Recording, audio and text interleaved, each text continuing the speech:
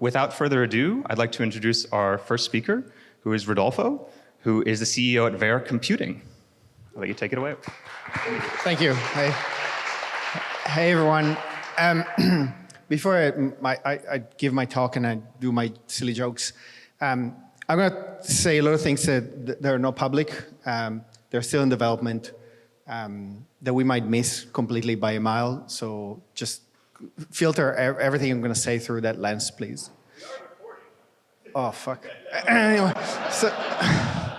Anyway, so yeah, so I can go to the next slide. So the name comes from the Silmarillion, by the way. So this is how Wired described. Oh, no, thank you so much. So this is how Wired described reversible computing the first time they wrote about it, and this is what Richard Feynman had to say about reversible computing. However, he had to say they're reversible unless you have to. Right? And I think I'm going to try to make the point that now we have to make all computers reversible. So I founded the company, and I swear this is true, after watching Tenet, because I knew, this is true, you should watch the movie, it's terrible, I loved it. And I knew nothing about semiconductors. My background was AI. And I just looked at this, I started digging more into this, became obsessed. In 2021, I started this company with the world expert of reversible computing and one of the founders of ARM. And we were in stealth for 30 years. And because we were super paranoid that people would copy us or do something, and when we came out of stealth, we realized nobody gives a shit. And so this is why I'm going to be super open about what we do, because and this is probably thermodynamic computing. From my perspective, everyone should be doing thermodynamic and reversible and quantum computers and nothing else. And instead, there aren't that many companies, so great. We're based in Seattle, in Sunnyvale, and the UK. So what we're building, we call them near zero energy chips. And the longer name is resonant adiabatic reversible computing. I'll talk about this more later. But to give you some sense, the logic is digital. All right, so this is a deterministic chip. It's not stochastic, it's not quantistic, and we're talking about stuff that is almost regular CMOS running at room temperature. And initially we focused on AI, but our focus is really AGI, and we think compute will change very, very much in the next 5 years. So we don't really have great data on data centers, but we have really good data on high-performance computing for the past 25 years. And long story short on this is that if you compare ASCII right from Sandia to the Oak Ridge, we are reaching a point where we are very close to the end of scaling when it comes to exaflops and zetaflops, right? So the exascale computer, it's probably the last classical computer we're going to have. And in order to grow to the next 30 orders of magnitude into zetascale, we will probably have to change completely the architectures and our understanding of what computers are. But also, if you compare these two, the numbers look pretty good. However, if you compare the actual data of the top 500, there is an inflection point where they used to grow at 460x per decade. And at a certain point, they started growing only by 28x per decade.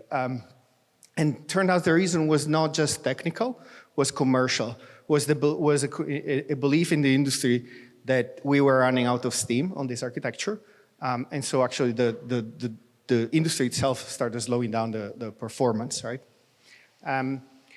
And people talk about the end of Moore's law, and so if you look at Moore's law from a purely concept of shrinking transistors, right, we're actually nowhere near the end of Moore's law. Moore's law will end in 2037 or so, right? At that point, as Jensen Huang said, you might just need to do smaller atoms of silicon.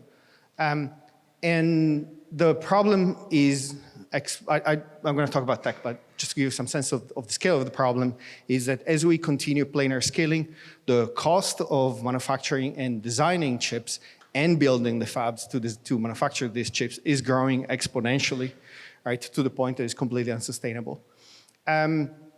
And if you might have seen this slide from NVIDIA, where basically Jensen talks about they did 1,000x in 10 years. But if you actually look at the growth, this is the contribution of Moore's law to this, which was today I think is 3x, right? But sort of that's it. They shrunk. They went from 28 nanometers to 3 nanometers and did only 3.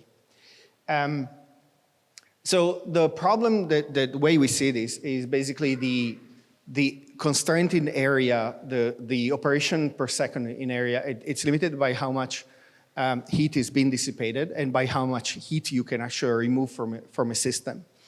And if we look at CMOS, at the end of CMOS, in the roadmap of 2037, we're only really going to get 2x efficiency, right? And so which means that to continue the roadmap, we need to end up with a throughput density of 14.6x, which means that you end up with a power dissipation of 8. So the roughly, long story short, the equivalent of this is that if you had the equivalent of a RTX 4090, right, which is a gaming card from NVIDIA, in 2037, the graphics card will dissipate 4 megawatts, right? And to give you some sense, this is a 1 megawatt heater. So you basically, your home computer to play Call of Duty will need 4 of these to dissipate heat, which is, I'll do it, but might not be viable. And so, ta-da, this is what I'm doing. So the concept of near zero energy chips, I literally made it up because we couldn't really tell people, oh, we do resonant, adiabatic, or reversible computing. And simply just people got lost, or they were just talking about reversible computing, which is, we were, we'll take it as being the reversible computing guys, but really reversible computing, like I think half of the companies presenting are also a reversible computing company.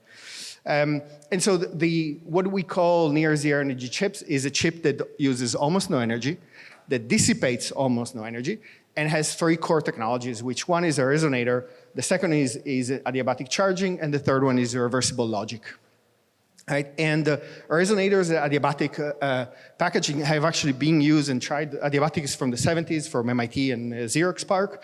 Resonators were shipped commercially. You might have bought over the past 20 years a product with chips with resonators.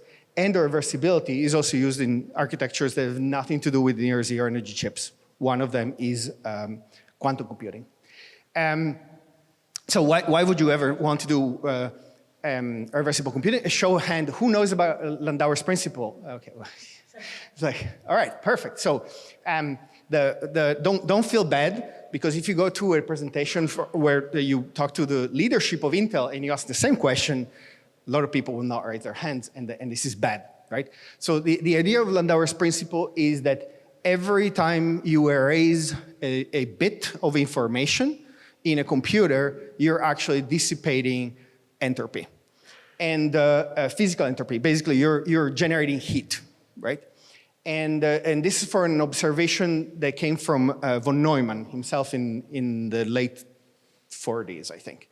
And so one example is, for example, in a transistor, you have 2 bits of information going in, but only 1 bit going out, and which means that you have an extra bit that's being dissipated as heat. And this is sort of like the 2.9 to the 10 to the power minus 21. The Boltzmann constant multiplied by time with the logarithm of 2. And in theory, right, if you had a reversible system, right, you can actually go beyond this limit, right? But in reality, this is super hard. And if we could do an operation below this limit, we would probably be winning the Nobel Prize in the same year, right? This is like beyond hard. It's just decades of work, right? And so this is the interesting part. When you talk to most chip designers, and I think the guy from Jim Keller, for example, right? He talks about, oh, we are so far away from this. It's actually not true. It's completely not true. Where a lot of people say, oh, we're like 300,000 away, but it's not. We're only 5,000x away from the Landauer limit, right? And probably we think that, and this is, here I'm being generous, that the limit is 500x for CMOS. Probably it's close to 5,000, right? But we assume that we're wrong and we can actually squeeze one order of magnitude left. So we are really, really close to what is the end of classical growth. And we're probably, this means in 2028, we're not gonna be able, in classical, no one is gonna be able to make more computing per area on a classical chip. Like it's over, right? And the second, like, why would you want adiabatic charging? So the adiabatic charging is the idea of, instead of going from a sudden change in transition in a gate from 0 to 1, you gradually increase the power on the gate, right? From the higher rail to the lower rail.